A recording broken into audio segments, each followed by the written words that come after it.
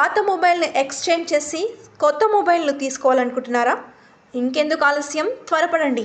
మన మహబూబ్ నగర్ జిల్లాలోని ఈశ్వర్ మొబైల్స్లో మెగా మొబైల్స్ ఎక్స్చేంజ్ ఆఫర్ నడుస్తోంది. అద్భుతమైన ఆఫర్లతో హోల్సేల్ రిటైల్ ధరలకే స్మార్ట్ ఫోన్స్ అమ్మబడును. ఇక 0% ఇంట్రెస్ట్ డౌన్ పేమెంట్తో బజాజ్ ఫైనాన్స్ రే, HDB financial service, TVS credit, Samsung finance ద్వారా ఫోన్స్కు ఈఎంఐ సౌకర్యం కల్పించబడును. సిబిల్ స్కోర్ లేకపోయినా, పాన్ కార్డ్ సౌకర్యం లేకపోయినా మొబైల్ ఫైనాన్స్ ఇప్పించబడును. ఇంకెందుకు, త్వరపడండి. మా చిరునామా Eshwar mobiles, near Ashok talkies, Raichur road. మీరు సంప్రదించవలసిన మా ఫోన్ నెంబర్స్ 9848448983, 9177023806. వెంటనే ఈశ్వర్ మొబైల్స్లో సరికొత్త మొబైల్ని కొనుగోలు చేయండి. ఈరోజు మహారాష్ట్ర, ముఖ్యంగా దేశమంతా కూడా మహారాష్ట్ర రిజల్ట్స్ వైపే చూసినాయి. దేశంలో ఉన్నటువంటి ప్రజలందరే కానీ, అన్ని రాజకీయ పార్టీలే కానీ, ప్రతి ఒక్కరు కూడా మహారాష్ట్రలో ఎవరు గెలుస్తారనేటటువంటి ఆసక్తిని కనబరుస్తున్నటువంటి నేపథ్యంలో ఈరోజు దానికి తెరబడింది. భారతీయ జనతా పార్టీ వారి మిత్రపక్షాలు, ఎన్డీఏ మిత్రపక్షాలు అక్కడ పెద్ద ఎత్తున భారీ విజయాన్ని నమోదు చేసుకుంది మహారాష్ట్ర అసెంబ్లీ ఎన్నికల్లో. అందరూ కూడా మహారాష్ట్రలో భారతీయ జనతా పార్టీ ఓడిపోతుందని కాంగ్రెస్ పార్టీ కాలికి గజ్జ కట్టుకొని ప్రచారం చేసింది. మన ముఖ్యమంత్రి గారు కూడా పోయి మహారాష్ట్రలో పోయి ఎన్నికల ప్రచారం నిర్వహించి వచ్చిండు. తెలంగాణనే భారతదేశానికి మోడల్గా మేము ఎన్నో పథకాలు పేద ప్రజలకు అందిస్తున్నాం. మేము 6 గ్యారెంటీల పేరు మీద 420 గ్యారెంటీలను ఇచ్చినాం ప్రజలకి. తెలంగాణ ప్రజలందరూ కూడా ఇవాళ మమ్మల్ని చాలా గొప్పగా ఇవాళ బ్రహ్మాండంగా కాంగ్రెస్ పార్టీని విశ్వసిస్తున్నటువంటి గొప్పదనాన్ని పోయి మహారాష్ట్రలో పోయి పెద్ద స్పీచ్ ఇచ్చి రావడమే కాదు, ఇక్కడ కూడా పెద్ద ఎత్తున ప్రచారం చేసుకున్నాడు. మహారాష్ట్ర ప్రజలందరూ కూడా,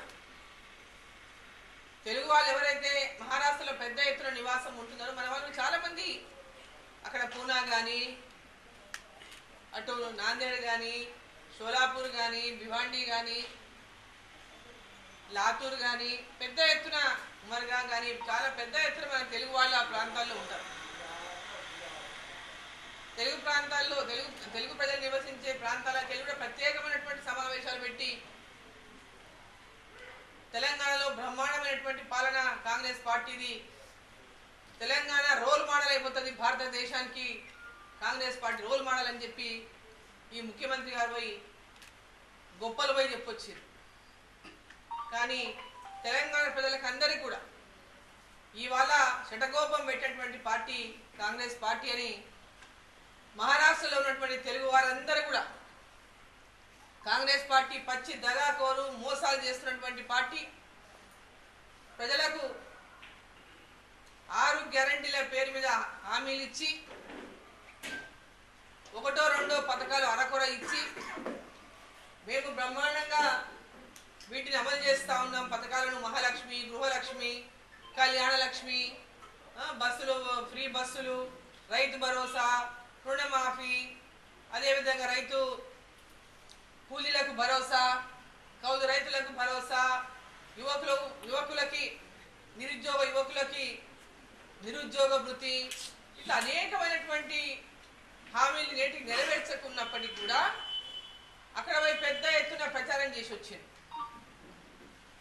మహారాష్ట్ర ప్రజలందరూ కూడా అభివృద్ధిని కోరుకుంటున్నటువంటి ప్రజలు, ఒక స్టేబుల్ గవర్నమెంట్ని కోరుకున్నటువంటి మహారాష్ట్ర ప్రజలు, అక్కడ ఉన్నటువంటి ముఖ్యమంత్రి షిండే గారు కానీ, అదేవిధంగా మాజీ ముఖ్యమంత్రి ఫడ్నవీస్ గారు కానీ, అదేవిధంగా ప్రధానమంత్రి నరేంద్ర మోదీ గారు, అమిత్ షా గారు, జాతీయ అధ్యక్షుడు నడ్డా గారు, పెద్ద ఎత్తున గడ్కరీ గారు వీళ్ళందరూ కూడా పెద్ద ఎత్తున ఆయా ప్రాంతాల్లో ప్రజలకు విశ్వాసాన్ని కల్పించింది. కేంద్ర ప్రభుత్వం ఏ విధంగా మహారాష్ట్ర అభివృద్ధికి కట్టుబడింది,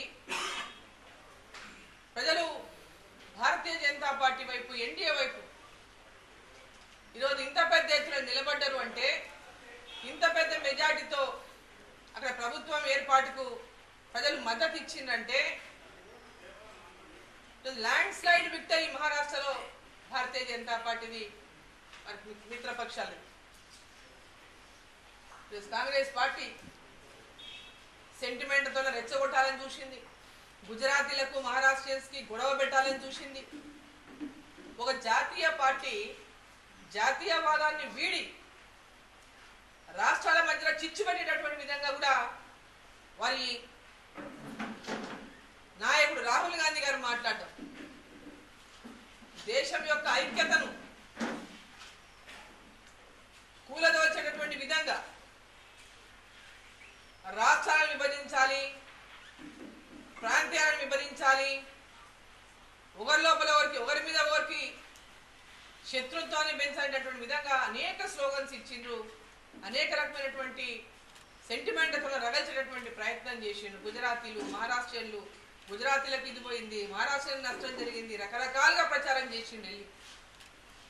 అయినప్పటికీ కూడా మహారాష్ట్ర ప్రజలు అభివృద్ధినే కాంక్షిస్తున్నటువంటి వారు, నరేంద్ర మోదీ గారి మీద విశ్వాసం ఉన్నటువంటి వారు, అక్కడ ఉన్నటువంటి ముఖ్యమంత్రి గారి మీద, షిండే గారి మీద విశ్వాసం ఉండి, మాజీ ముఖ్యమంత్రి ఫడ్నవీస్ గారి మీద విశ్వాసం ఉండి, భారతీయ జనతా పార్టీ పైన, అదేవిధంగా మరొక మిత్రపక్ష నాయకుడు అజిత్ పవార్ పైన, వీరందరినీ కూడా విశ్వసించి భారీ మెజార్టీతో అక్కడ ప్రభుత్వం ఏర్పాటు చేయడానికి వారందరూ కూడా తీర్పిచ్చినటువంటి నేపథ్యంలో మహారాష్ట్ర ఓటర్లందరికీ కూడా హృదయపూర్వకమైనటువంటి ధన్యవాదాలు తెలియజేస్తా ఉన్నాను తెలంగాణ భారతీయ జనతా పార్టీ తరఫున.